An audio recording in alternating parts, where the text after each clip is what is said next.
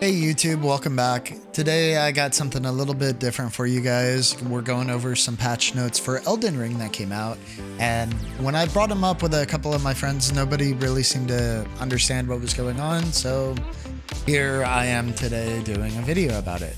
The main thing that they made was some big changes to PvP that we'll get to in a moment, and just to be clear, this is going to be a simple overview video. We're not going to go over a lot of the little details that they made to all the spells. A link to the description will be below for you to go over that yourself, but we're just going to go over the big changes and their overview for what seems to be coming.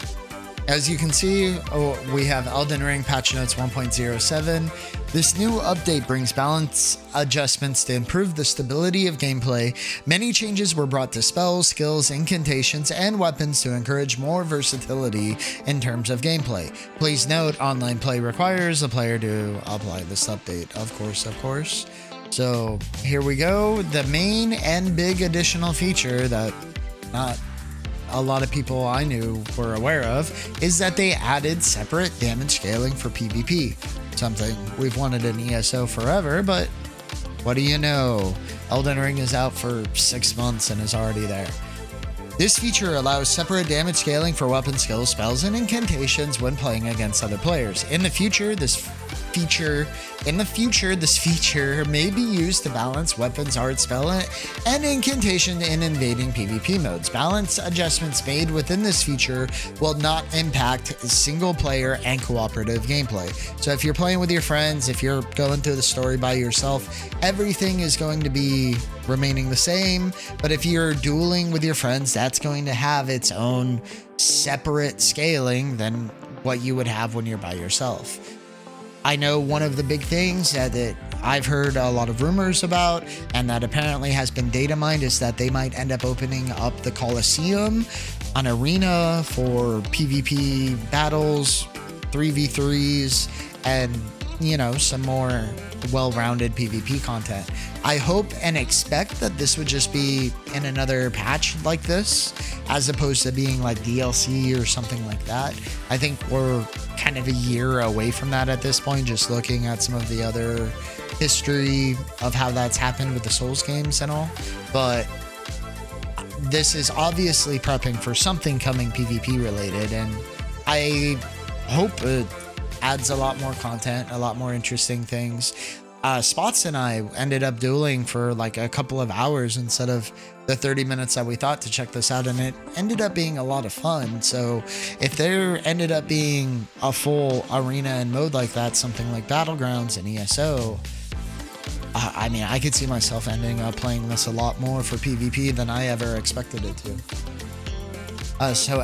Moving on through the patch notes, again, going through the general overview here. PvP exclusive balance adjustments. Increased stamina attack power in PvP for all attacks against guarded foes except for long-range weapons.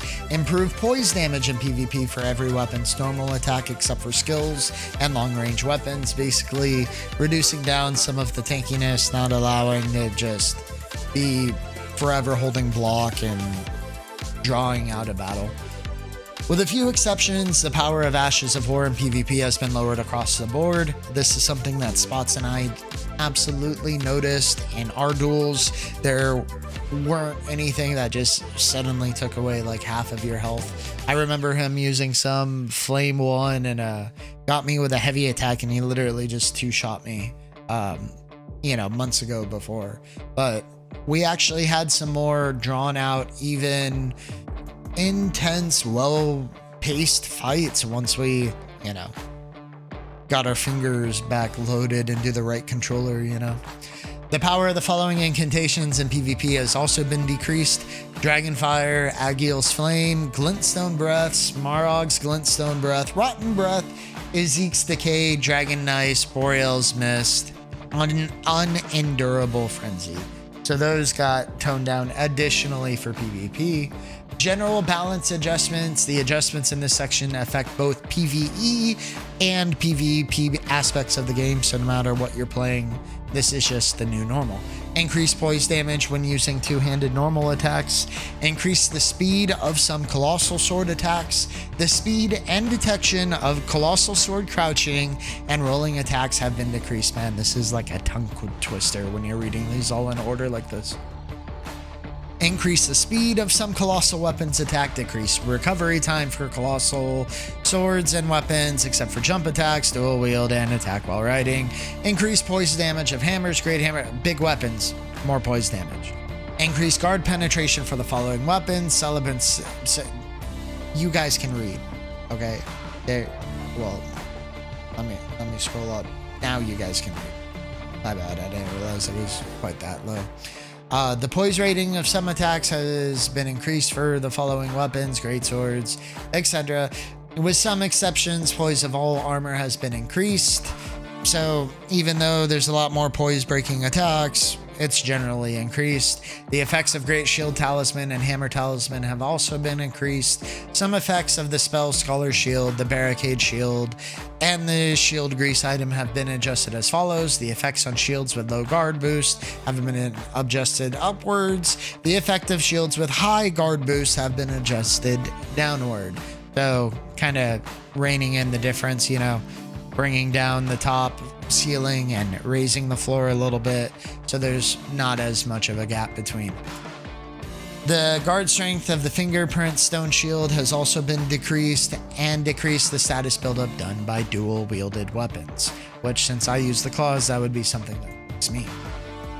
So all of these, the balance adjustments for all the magic and everything else, as you can see, this is quite the intensive list that goes on and on and on. So these are not the finer details that we will not be covering in this video.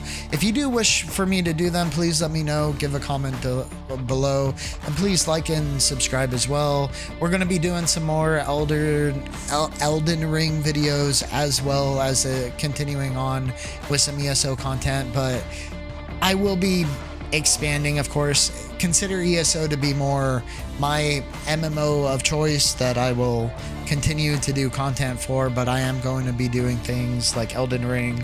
I've been getting a lot more into Valorant and some FPS lately, and we'll just kind of see what happens with the channel as it grows and my interests change as well. Anyway, I hope this video has been informative, particularly of the split now between the scaling for PvE in Elden Ring and PvP, and hopefully your excitement is peaked a little bit more this season for Elden Ring, and hopefully we'll end up getting either a solid patch for extra content or a bigger DLC package coming here soon. Anyway, I hope you enjoyed this video, and have a good night now.